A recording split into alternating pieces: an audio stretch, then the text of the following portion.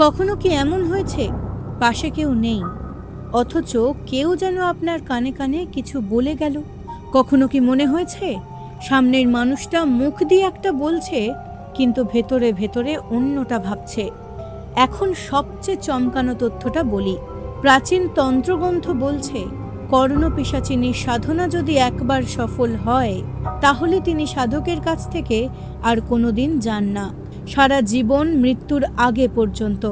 তিনি সেই সাধকের কানের কাছেই থাকেন, প্রতিটা মুহূর্তে, প্রতিটা কথোপকথনে, প্রতিটা সিদ্ধান্তে, এবং ফিসফিস করে বলতে থাকেন সেই সব সত্য যা অন্য কেউ জানে না। এই শক্তির নাম কর্ণপিশাচিনী। আজ আমরা জানব তিনি কে, কোথা থেকে এলেন এবং কেন এই সাধনাকে ভারতের সবচেয়ে বিপজ্জনক তান্ত্রিক সাধনাগুলোর মধ্যে একটা ধরা হয়।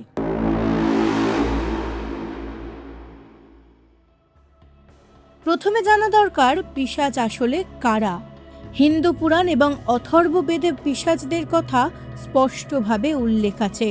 পিশাচরা হলো এক ধরনের অতি প্রাকৃত সত্তা, যারা দেবতা নয়, মানুষও নয়। এরা থাকে এই জগৎ আর পরলোকের মাঝামাঝি এক অন্ধকার স্থানে। মহাভারত এবং বিষ্ণু পুরাণে বলা হয়েছে, পিশাচরা হলো অতৃপ্ত সত্তা, যারা বিভিন্ন কারণে মুক্তি পায়নি। তারাই পিশাচ হিসেবে এই জগতে ঘুরে বেড়ায়। এরা মানুষের কাছাকাছি থাকে, মানুষের চিন্তা বুঝতে পারে, মানুষকে প্রভাবিত করতে পারে। আর পিশাচিনী হলো এই সত্তাদের মধ্যে নারী রূপা শক্তি। পিশাচিনীদের মধ্যে সবচেয়ে রহস্যময়, সবচেয়ে শক্তিশালী তিনি হলেন কর্ণপিশাচিনী। কর্ণ শব্দের মানে কান, পিশাচিনী মানে নারী পিশাচ সত্তা।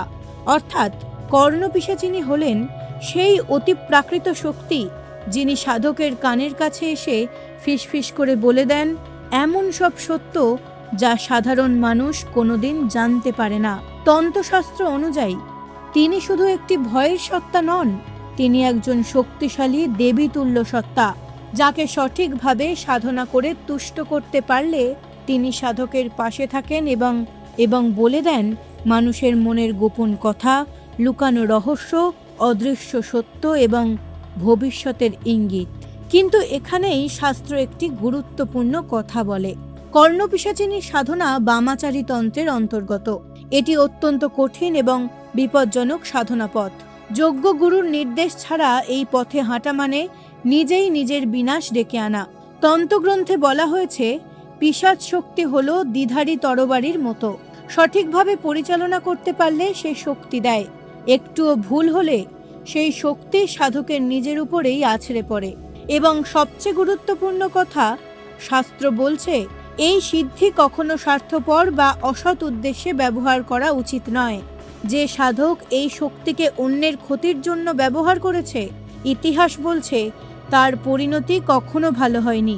এটি কোনো ছেলে খেলা নয়, এটি হিন্দু তন্ত্রশাস্ত্রের অন্যতম গভীর এবং রহস্যময় অধ্যায়।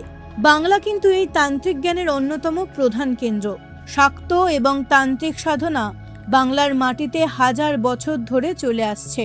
এখানকার সাধকরা শুধু দেবতার পূজা করেননি, তারা অদৃশ্য শক্তির সাথে সংযোগ স্থাপনের চেষ্টা করেছেন। কর্ণপিশাচিনী সাধনা সেই বৃহত্তর তান্ত্রিক জ্ঞানেরই একটি অংশ। এখন একটু ভাবুন, কখনো কি এমন হয়েছে যে হঠাৎ মনে হয়েছে কেউ যেন ভেতর থেকে সতর্ক করছে? কোনো কাজ করতে গিয়ে হঠাৎ মনের ভেতর একটা কণ্ঠ বলে উঠেছে, এটা করো না। আর সেই সতর্কতা মেনে চলার পর দেখা গেছে যে সেটাই ঠিক ছিল। আমাদের পূর্বপুরুষরা হয়তো এই অনুভূতিকেই বলতেন অদৃশ্য শক্তির স্পর্শ। কর্ণপিশাচিনী আসলে শুধু একটি তান্ত্রিক সত্তার গল্প নয়, এটি হিন্দু দর্শনের সেই গভীর বিশ্বাসের প্রতিফলন যে এই দৃশ্যমান জগতের বাইরেও এক বিশাল অদৃশ্য জগৎ আছে।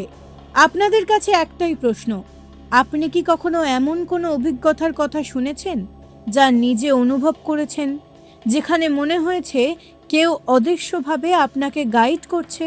কমেন্টে জানান। এই ভিডিও ভালো লাগলে লাইক করুন, চ্যানেলকে সাবস্ক্রাইব করতে ভুলবেন না।